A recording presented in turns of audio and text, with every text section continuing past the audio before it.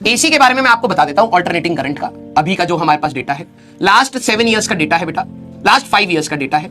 ठीक है, alternating current में हमारे पास एवरेज, पहला पार्ट वही है, एवरेज, पीक वैल्यू, ठीक है, आरएमएस, इसके ऊपर जो अभी तक क्वेश्चन आए हैं दैट इज 8। ठीक है, आपको वेटेज पता लग जाएगा। अभी जो आपका आर सर्किट, अभी आज हम लोगों को बात करना है, एल सर्किट की बात करनी है, एंड सी सर्किट, सिर्फ इसके ऊपर हमारे पास आए हैं 13 क्वेश्चंस। ठीक है, फिर उसके बाद मैं आपको कह रहा था इनके कॉम्बिनेशन, एलआर सर्किट है हमारे पास, एलसी सर्किट भी है हमारे पास, एंड आरसी सर्किट। देखो कंपटीशन में इसके ऊपर भी सवाल आए हैं। ये है आपके 10 क्वेश्चंस। ठीक है, AC source with RLC circuit, जो टोटल सीरीज वाला हमारे पास क्वेश्चन है, ठीक है, इसके ऊपर आए हैं 46। ठीक है, आपको अपने आप पता लग जाएगा जो टॉपिक चल रहा है किधर, हाँ पीवाईक्यूज की बुक में है। ठीक है, आपको ये टॉपिक से पता लग जाएगा कि यार आज जो टॉपिक हम लोग पढ़ रहे हैं वो कितना इंपॉर्टेंट है। ठीक है, और हमारे पास इसके बाद पावर की बात हमें करनी है। ठीक है, पावर के ऊपर आए हैं 10 क्वेश्चंस, पिछले जस्ट 5 साल की बात कर रहा हूं। एलसी ऑसिलेशंस मैंने आपको बताया था, एक और टॉपिक, छोटे छोटे टॉपिक है, पावर बहुत छोटा सा टॉपिक है, एलसी ऑसिलेशंस बहुत छोटा सा टॉपिक है, इसके ऊपर आए हैं 6 क्वेश्चंस, और ट्रांसफार्मर के ऊपर आए हैं आपके 9 क्वेश्चंस। क्योंकि देखो एक्सपेरिमेंट है, मतलब इंस्ट्रूमेंट है, तो इंस्ट्रूमेंट पर आपके 9 क्वेश्चंस आए हुए हैं। ठीक है, 9 क्वेश्चंस हमारे पास आए हुए हैं। और फुल सिलेबस अगर मैं बात करूं, फुल सिलेबस में एसी का जो 5 साल का एवरेज आया है दैट इज 3.73%। 3.73% का वेटेज। ये मेंस की बात है बेटा, this is just for mains. अभी तक हम लोगों ने मेंस का डेटा कंपाइल करा है। अभी हम लोगों ने, मैंने बोला भी है कि 5 साल नहीं 7 साल का ये डेटा लो, और एडवांस का भी 7-8 साल का डेटा लेके बच्चों को दो। ठीक है, अब ये 5 साल का डेटा है बेटा, आपको एटलीस्ट अंदाजा लग जाएगा कि आरएलसी सर्किट, देखो मैंने आपको बताया कि ये वाला पार्ट है, this is just the introduction. हम लोगों ने सब्जेक्टिव क्वेश्चन ज्यादा करे थे। ठीक है, रीजन उसका ये है कि इसके ऊपर ज्यादा सवाल है भी नहीं। 5 साल में 8 सवाल आए भाई, 5 साल में कितनी शिफ्ट हो गई, मॉर्निंग, आफ्टरनून, और हमारे पास 2 अटेम्प्ट हो गए। तो आपके जो पीवाईक्यूज है वो आप ट्राई करें। ये वाला पार्ट हमारे पास बिल्डिंग पार्ट है, अगर आप इनको अच्छे से, आज की क्लास अच्छे से बनाएंगे, बेस अच्छे से बनाएंगे, तो ये वाला पार्ट आपका अच्छा हो जाएगा। और ट्रांसफार्मर वाला पार्ट आपका बहुत आसान है, पावर वाला पार्ट बहुत आसान है। इसको अगर आप होल्ड कर गए तो ये चैप्टर हो जाएगा। सर मीनिंग ऑफ 3.73% मतलब, अगर मैं फिजिक्स का होल सिलेबस को अगर मैं 100% कह रहा हूं, होल सिलेबस को अगर मैं 100% कह रहा हूं, इसमें से 3.73% क्वेश्चंस आपके एसी चैप्टर से आए हैं। एसी चैप्टर से, ये जो अभी हम लोग पढ़ रहे हैं बहुत छोटा सा चैप्टर है। ठीक है, अब मैं आपको बता देता हूं इसके आगे आने वाला ईएम वेव्स में, ईएम वेव्स का वेटेज आपका आ रहा है दैट इज 2.96, अप्रॉक्स 3%। ऑप्टिक्स का आ रहा है 5%। मैं अगर आपको वेटेज वाइज बता दूं, सबसे ज्यादा हाई वेटेज में कौन कौन से आ रहे हैं अभी तक जो आपने पढ़ लिया उनके बता देता हूं। ठीक है, सो दैट आप तैयारी करें। चैप्टर 1 3.18% आ रहा है, इतने percentage. Chapter 2 4.5% potential and capacitance. Current chapter 3 current 6.57%। मैंने कहा था सबसे ज्यादा वेटेज ये पकड़ता है, सबसे ज्यादा वेटेज। ठीक है, moving charge and magnetism chapter 4 moving charge and magnetism 2.89। Magnetism and matter जिसपे आप रो रहे हैं, अर्थ मैग्नेटिज्म एंड ऑल 1.8%। ईएमआई इसके ऊपर आया 3.2%। तो करंट इलेक्ट्रिसिटी हाथ से मत जाने देना।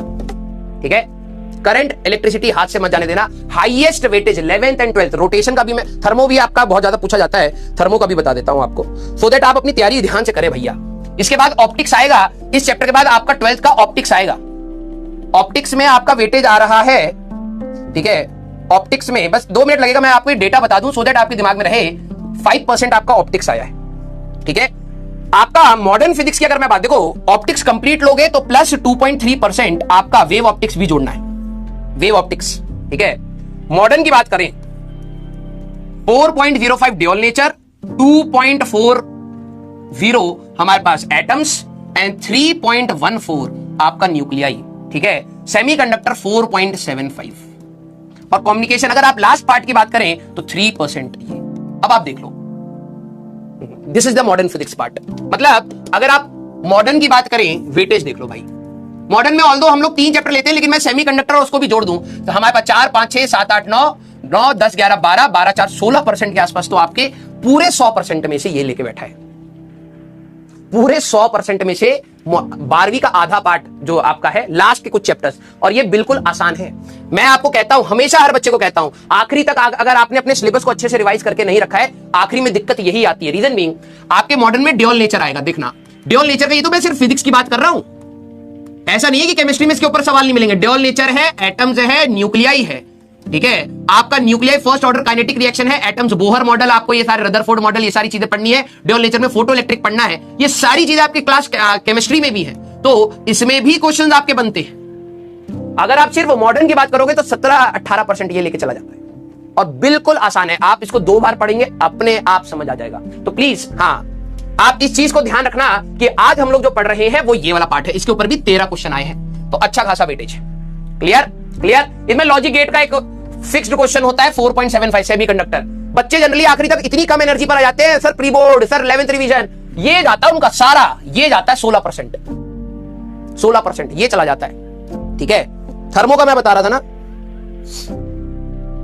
मैकेनिक थर्मल, पूरा थर्मो आपका आ रहा है 8%, पूरा कंप्लीट थर्मो 8% है। रोटेशन की बात कर लेता हूं, रोटेशन है आपका 5.3%। ये आपके बड़े बड़े चैप्टर्स हैं। अगर आप देखो भाई, बहुत लॉजिक सी बात कर रहा हूं, बहुत लॉजिकल बात कर रहा हूं, ठीक है। 50 से 60% में एक अच्छा एनआईटी मिल जाता है, 50 से 60% में एक अच्छा एनआईटी मिल जाता है, और उसको स्कोर करने के लिए बहुत अच्छे से तरीके से चैप्टर्स हैं। 12वीं अगर आप पकड़ के बैठोगे तो आप आसानी से निकाल ले जाओगे, ठीक है। Clear, yes. KTGN thermo, complete thermo, thermal expansion की बात हो, कैलोरीमेट्री की बात हो, केटीजी की बात हो, आपका हीट ट्रांसफर की बात हो, एंड हमारे पास थर्मो पूरा मिला के 8% है, ठीक है। अरे यार, तुमको पीडीएफ ही दे देनी चाहिए थी फ्लूइड्स का, बताओ अब इनको देख के। फ्लूइड्स का 5.08% है, ठीक है। तुम विश्वास नहीं करोगे, यूनिट्स एंड डायमेंशन का वेटेज रोटेशन के बराबर है।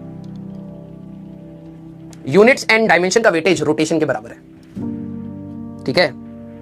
और देखो, यूनिट्स एंड डायमेंशन कितना हल्का चैप्टर है, पढ़ने वाला बच्चा यहीं से निकल जाएगा भाई। तुम विश्वास नहीं करोगे, ग्रेविटेशन का 4.5% है। अगर आपने इलेक्ट्रोस्टैटिक्स अच्छे से पकड़ के रखी है, और ग्रेविटेशन में भी सबसे ज्यादा सवाल पता कहां से पूछे, variation of acceleration due to gravity, 71 सवाल, 71 क्वेश्चंस इन लास्ट 5 years, ठीक है।